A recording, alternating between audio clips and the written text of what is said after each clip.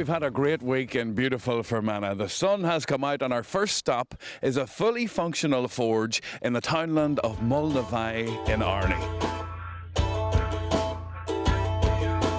Welcome to Arney Forge, Brian.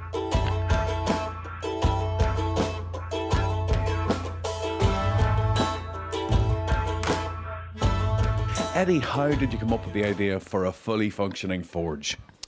Well, the idea came because we had 16 houses in a row here, 16 doors, right along here, the village of Arney, and the school across the way. And just to let you know how busy the village was, the school in 1860 had 105 pupils in it. So this was a very busy place. And there would have been a workshop here, and we have an old photograph come back to the 20s, maybe early 30s, and it shows a double door building just right here. Not as high, but an old thatch building. So yeah, the old timers tell us there was a forge here.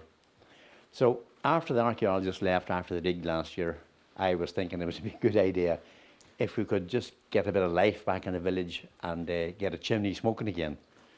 So Miles here allowed us to use this shed, this Miles' shed here, Miles Q. And I got thinking some years earlier I had removed a pair of bellows from a forge at Drumcully up at Latoon Lake, between Belcoo and Garrison. So I then got thinking, could I incorporate the bellows with the chimney? And we ended up building a forge. The blacksmith, of course, was involved in everybody's house, and the blacksmith did work for everybody. Oh yeah, there's this kind of a opinion that the blacksmith worked for people with horses. No, he worked for the housewife.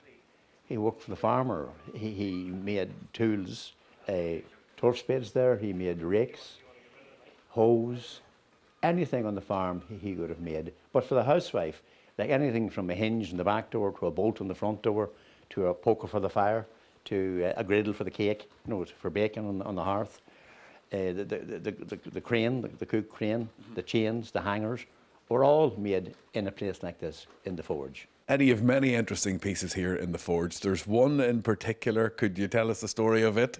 So a local man called Keenan, who lived just next door, invented this piece of ingenious kit. This here holds a candle. This is a tube, and here we have a lens. You go to the river with this, and you enter this into the river below the level of the water. You now have a light beneath the water without being seen. And Mr. Salmon looked in here, swam up to it, and his mate gaffed him out, and he just blew out the candle and went home. Big salmon and no light. Home full of fish.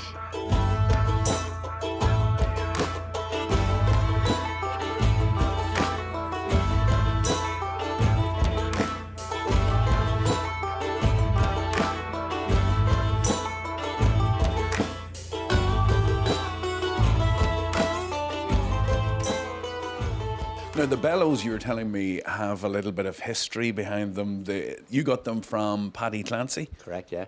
I got them from Paddy Clancy, but Paddy was telling me that in the mid-50s, he got them from Johnny Rutledge. And when he told me Johnny Rutledge, I couldn't believe it, because when I was a wee schoolboy, taking a shortcut through we called it the market yard then. Yes. I used to stand in amazement and look in at Johnny Rutledge.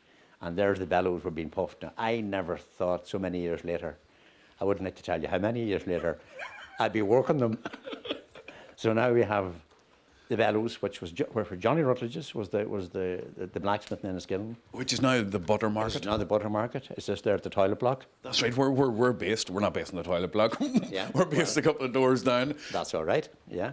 So that's where these bellows originated from, and as I said, Paddy bought them in the mid-50s, he reckons, and he used them all his working life up there. Then he retired later in life and only used the forge once in a while.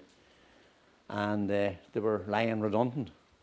So with the help of Seamus Connolly of Arney here, yes, yeah, and Seamus was a good friend of Paddy. He took the bellows out of the forge, which was an old thatched forge. It was going to fall in anyway, and took them down to Arney, and they lay in Arney for some time, until we come up with the idea of getting a chimney to smoke in Arney village, and now they're making the smoke. It's an amenity. It's open here now for anyone who wants to use it.